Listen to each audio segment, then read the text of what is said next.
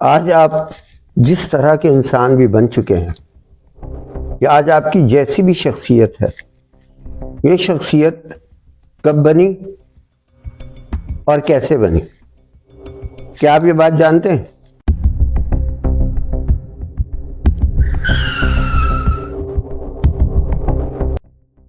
मैं आपकी खिदमत में थोड़ा सा एक मुश्किल मौजू लेके हाजिर हुआ हूँ, लेकिन क्योंकि हमारे इससे पहले भी बच्चों की तरबियत के बारे में गुफ्तगू हो चुकी है, तो जाहिर है कि हर बड़ा कभी बच्चा होता है, तो आज बड़ों के बारे में कुछ बात करनी और उन बड़ों में जो खूबियाँ जो खामियाँ हैं इस वक्त, वो किस वक्त शुरू हुई, उनकी शख्सियत में जो कमियाँ रह गईं या उनकी शख्सियत में जो कमालात पैदा हुए, वो किस उम्र से बनना शुरू हुए या किस उम्र से वो कमालात पैदा होना शुरू हुए या कब वो खामियां उनके जहन में ढल गई। अब बात यह है कि इसको कहते हैं माइंडसेट, मतमाए नज़र। किसी एक दुनिया को देखने के लिए हमारा एक माइंडसेट बन जाता है, हम उसी निगाह से दुनिया को देखते हैं और उस माइंडसेट को चेंज करना नामुमकिन तो नहीं, लेकिन बहुत मुश्किल है। ये माइंडसेट क्या होता है? अब हम मिसाल लेते हैं कि आज और इस वक्त मेरा माइंडसेट मैं कैसे चेक कर सकता हूँ। मिसाल के तौर पे मैं अपनी आंखों में रेड कलर के लेंस डलवा लेता हूँ। अब क्या होगा कि मैं दुनिया को देखूंगा ना, जिस चीज़ को भी देखूंगा, घर बाहर बाजार में, जिस हर चीज़ में मुझे सुर्ख रंग नज़र आएगा। एक शेड होगा लाल रंग का, क्योंकि मेरी निगाह में लाल रंग सेट है। और अगर मैं सब्ज रंग के लेंस लगा लूंगा तो हर चीज़ में सब्ज रंग नज़र आएगा, हालांकि उस चीज़ में सब्ज रंग नहीं है, वो मेरा देखने का अंदाज है, माइंडसेट। और अगर नीला रंग के लेंस लगा लूंगा तो हर चीज़ में नीला रंग नज़र आएगा, यानी मैं हर चीज़ को नीले रंग के अदसे के या शीशे के या लेंस के थ्रू देखता हूँ, उसके ज़रिए देखता हूँ।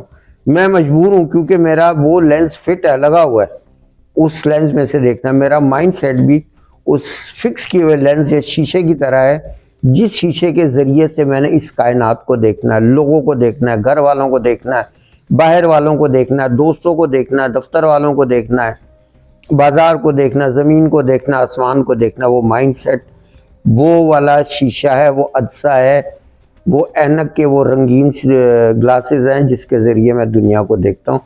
वो मेरे ऊपर गालिब आ चुका है। ये माइंडसेट कब बनता है? ये माइंडसेट दुनिया में आते ही बनना शुरू हो जाता है, इर्द गिर्द के माहौल से, घर की तरबियत से ये बनना शुरू होता है। अब इर्द गिर्द का माहौल क्या, पहले तरबियत ज़ाहिर है। शुरू में जब हम दुनिया में आते हैं तो हम ना कुछ कह सकते हैं ना कुछ समझ सकते हैं, वक्त लगता है पिक करने में।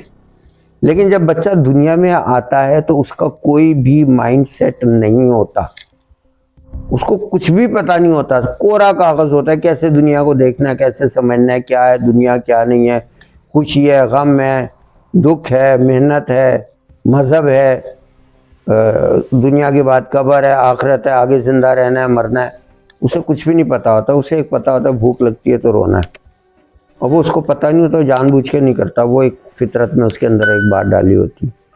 और हर जिंदा चीज़ में आप देखिए यही होता है, यहाँ तक कि जानवर को भी भूख लगती है तो शिकार करता है, वरना हमने देखा कि शेर के सामने से हिरन गुजर है, शेर ने हमला नहीं किया क्योंकि उसे भूख नहीं लगी थी। तो दुनिया में आने के बाद हमारा कुछ फितरत की बातें, जिबिल्लत में हमारी कुछ चीज़ें होती हैं, खुद ब खुद सांस ले रहे होते हैं, वो हमारा उसका माइंडसेट से कोई ताल्लुक़ नहीं। माइंडसेट हमारी ज़ाहिरी शख्सियत से ताल्लुक़ रखता है, जो कुदरती जो हमारे निज़ाम चल रहे हैं उनसे कोई ताल्लुक़ नहीं। अब क्या है, जब वो कुछ नहीं समझ रहा होता तो इर्द गिर्द उसके कभी डराने वाली, सो रहा है तो चौंका देने वाली आवाज़, अब उसके अंदर क्या पैदा होता है? फियर। अब माइंडसेट का एक हिस्सा बता रहा हूँ, समझिए आप, ये एक ऐसा शीशा जो तय बताया है जिसके ज़रिए हमने देखना, फियर और नो फियर, खौफ या बेखौफी। अब खौफ कैसे होगा अगर उसके घर में चौंका देने वाली बातें होती। अब आप बिल्कुल छोटे बच्चे को, जिसने कभी पहले शेर ना देखो, शेर के सामने रख दे तो क्या वो शेर से डरेगा? और आपने कभी डराया भी ना हो, कभी भी नहीं डरेगा, वो शेर की तरह बढ़ेगा। उसको पता है कोई डरने की चीज़ नहीं है। आपने डराया होगा तो वो डरेगा। बिल्कुल इसी तरह फियर और नो फियर, खौफ हमारे अंदर कैसे बैठते हैं। आप देखेंगे आम दिन घरों में बहुत से बच्चे बिल्ली से डरते, बहुत से नहीं डरते। क्यों नहीं डरते? और जो डरते हैं वो क्यों डरते हैं? छोटी सी उम्र में अभी बच्चा नन्हा सा होता है, रो रहा होता है, माँ की नहीं नहीं चुप कर जा, माँ बिल्ली आ जाएगी। माँ बिल्ली का लफ्ज उसने सुन लिया, माँ ने डराया, माँ की खौफ की कैफियत देख के वो चुप कर गया, सहम गया, सो गया, या वो रोना उसने बंद कर दिया। अब उसको माँ ने जैसे हैरानकुन अंदाज में कहा कि चुप कर जा, माँ बिल्ली आ जाएगी। उसने माँ का जो एक्सेंट चेंज देखा, उसके जहन में माँ बिल्ली का खौफ बैठ गया। उसके बाद भले आप जब वो थोड़ा सा और होश में आया, किसी वक्त बिल्ली सामने आई, कोई छोटा सा प्यारा सा बिल्ली का बच्चा आया, आपने बताया देखो बेटा माँ बिल्ली, वो जो खौफ आपने उसके जहन में डाला तो फौरन जिंदा हो गया, बेदार हो गया। अब वो डरेगा उस बिल्ली से। और यहाँ तक कि मैंने देखा कि जवानी तक लोग डरते। मैंने मर्द देख के डरने वाले, ख़वातीन तो ज़्यादा अपने जज्बात की रिप्रेजेंटेशन कर लेती हैं, उनको भी डरते हुए देखा। बात प्यार भी करती जिनको नहीं डराया गया। इसी तरह से बहू आ जाएगा। हु इज़ बहू? बहू कौन है जिससे बच्चे को डरा दिया गया? बच्चे को उस बहू का नहीं पता क्या है, उसे उसकी शक्ल नहीं पता, उसकी शेप नहीं पता, उसके दांत आंख नाक ये नहीं पता वो है क्या, कोई जिंदा चीज़ है मुर्दा चीज़ है। बहू से डरा दिया अम्मा ने, सुलाने के लिए, चुप कराने के लिए। अब क्या है, वो बच्चे ने जिंदगी में पहली दफा जब बहू कुत्ता देखा तो उसको अगर बोल दिया गया ये बहू है, अब वो कुत्ते से डरेगा। और ये खौफ दिल से नहीं निकलेगा। जब आपने बहू से डरा दिया, उसके जहन में चाहे वो कुत्ता पाल भी ले, अगर उसके जाहिर से वो खौफ हटेगा, लाशऊर में बैठ जाएगा। बचपन की आपको कोई अपने 3 साल से पहले की शायद बात याद ना हो, या 5 साल की उम्र से पहले की बात याद ना हो, लेकिन क्या वो बात आपके अंदर मौजूद नहीं है? जो कुछ उस उम्र में आपका माइंड सेट बनना शुरू हुआ, वो सब कुछ आपके लाशऊर में मौजूद है। और जाने बूझे यानी शौरी तौर पे या लाशौरी तौर पे, इरादतन या बगैर इरादे के, वो आपके रवैये में वो चीज़ काम करती रहती है। तो बिल्कुल इसी तरह खौफ, फियर और नो फियर। उसके बाद दूसरी चीज़ एतमाद या बेएतमादी। अब आपको ट्रस्ट किसी चीज़ पे होता है, किसी पे नहीं होता। अब ये भी आपके बचपन से ही सेट होता है। जैसे अब बाप के आने पे अगर माँ खुशी का इजहार करती है, माँ एकदम हैप्पीनेस देखता है बच्चा, तो बच्चे को होता है कि समथिंग गुड, ये कोई काबिल एतमाद चीज़ है, जो घर में ये बंदा काबिल एतमाद है, ये घर आता है, माँ खुश होती, बच्चा भी साथ में खुश होता है, उस पर एतमाद आने लग जाता है। इसी तरह से अगर बच्चा एक चीज़ को, किसी चीज़ को हाथ लगाता है, साथ ही उसको थप्पड़ पड़ जाता है, तो उसे ये पता लगता है कि इस चीज़ को हाथ लगाने से थप्पड़ पड़ता है। लेकिन उस चीज़ का खौफ भी उसके अंदर एक बैठ जाता है कि यार ये ख़तरनाक है, इसको हाथ लगाना, इसके मारने से थप्पड़ पड़ता है। वो एक फियर, एक खौफ अंदर बैठ गया। और इसकी पॉजिटिव साइड क्या है? उस चीज़ पे जिस पे आपने उसको थप्पड़ मारना है, नहीं मारें आप उसे मना करते हैं, नहीं, ये उसको रीज़न दें, उसको दलील दें कि ये गलत है, इसको हाथ लगाओगे तो ये टूट जाएगा, ये आपका नहीं है, ये पापा का है, पापा के ऑफिस का काम की चीज़ है। जो भी वट एवर एक्सक्यूज़ आपके पास मौजूद है, आपने उसे तरीके से बता दिया कि इसको बच्चे हाथ नहीं लगाते, बच्चों के लिए प्रोहिबिटेड कर दिया। अब उसके अंदर एक चीज़ पॉजिटिवली बैठ गई कि अभी मैं बच्चा हूँ, अभी मेरे इस्तेमाल करने की चीज़ नहीं है, आपने उसको सही गाइड किया।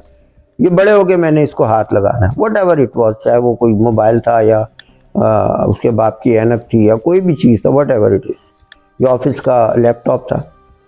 तो आपने जब तरीके से समझाया तो खौफ नहीं बैठा, लेकिन एक उसके अंदर एक सोच आ गई, एक अच्छी सोच कि बच्चे की लिमिट कहाँ तक है, सिर्फ आपके अंदाजे गुफ्तगू के तब्दील होने से। तो आप उसका माइंड सेट बनाते हैं। इसके बाद हम आगे माइंड सेट में एक चीज़ और देखते हैं कि यकीन और बेयकीनी। यकीन और बेयकीनी यानी आपको माइंड सेट में एक बात का यकीन होता है कि मैं मेरे स्कूल के अंदर अगर मैं अपने बैग को अपने डेस्क पे रख के जाऊंगा तो कोई बच्चा चोरी नहीं करेगा। ये ज़िंदगी में एक यकीन है। ये यकीन किसी के ऊपर होना ये दूसरों की शख्सियत का हिस्सा नहीं है, ये आपकी शख्सियत का हिस्सा है कि आपके अंदर यकीन है। अब आप मस्जिद में जब जाते हैं तो वहाँ पे देखते हैं कि बहुत से लोग बाहर जूते नहीं उतारते, जो जूते उतारने का हिस्सा होता है या अंदर रैक्स में नहीं रखते, काफ़ी आगे सफ़ों तक ले जाते। वही मस्जिद है, वैसे ही इंसान नमाजी हैं। कुछ लोगों ने बाहर उतारा, उनको यकीन है कि नहीं जाएगा यहाँ से। कुछ लोगों ने अंदर रैक्स पे रखा, वो यकीन के दूसरे दर्जे पे हैं। और कुछ लोगों को सिरे से सत्यानाश हुआ, उनको यकीन है ही नहीं।